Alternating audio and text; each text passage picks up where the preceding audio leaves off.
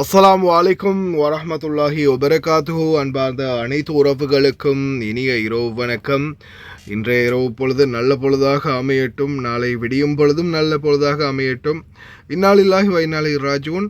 55 வயதுடைய மன்சூர் அப்துர் ரஹ்மான் இவர் தான் இப்போ ரீசெண்டாக குவைட் விமான விபத்தில் காலமானார். அவருடைய ஜனாசா தற்போது மும்பை ஏர்போர்ட்டை போய் அடைந்திருக்குது அப்படின்னு தெரிவிச்சிருக்கிறாங்க.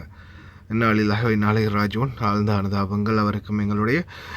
அதே போல் தற்போது மீண்டும் புகை ஆரம்பித்தது, இனி நிம்மதி இல்லை, மீண்டும் ஆரம்பித்ததுன்ற மாதிரி மறுபடியும் ஆரம்பிச்சிட்டாங்க.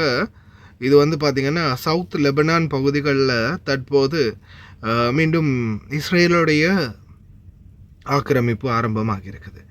அதே போல் பார்த்திங்கன்னா secretary general of Hezbollah negotiation என்ன ஏதுன்றதை பற்றி நம்மளுக்கு தேவையில்ல. அவங்க நிறைய இது வைக்கிறாங்க, அதாவது கோரிக்கை வைக்கிறாங்க. இப்படி பண்ணுங்க, அப்படி பண்ணுங்க, இப்படி செய்யுங்க, அப்படி செய்யுங்கன்னு பலவிதமான கோரிக்கை வைக்கிறாங்க. அதுவும் இஸ்ரேலுக்கிட்ட. அவன் சும்மா ஆர்டர் போட்டாலே செய்ய மாட்டான். நீங்கள் ஆர்டர் மாதிரி போட்டிங்கன்னா எங்கே போய் முடியுதுன்னு பார்ப்போம். அமெரிக்க ஜனாதிபதி அரட்டியே கேட்கல, அவ்வளோ மிரட்டியும் கூட மறுபடியும் லெபனானை தாக்குறானுங்க. சரி, அது ஒரு பக்கம்னா இப்போ இந்த மார்க் பண்ணினதை நல்லா பார்த்துக்கோங்க. பட்டாம்பூச்சி ஒன்று இல்லாத ஈசல் ஏதாவது, எப்படி சொல்கிறதுக்கு ஏதாவது ஒரு பேரை வைக்கலாம் நாம். இந்த பறக்கும் ட்ரோன் இதுதான் சிசிடிவி காட்சி. குவைத்துடைய சர்வதேச விமான நிலையத்தின் மேலே விழக்கூடிய ட்ரோன்.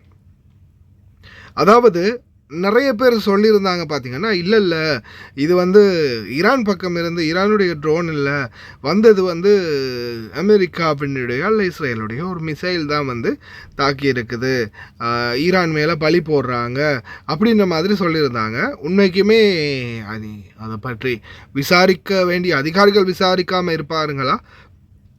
பேலஸ்டிக் மிசைலோ அல்லது வேறு ஏதாவது ஒரு வகையான க்ரூஸ் மிசைலோ இல்லை.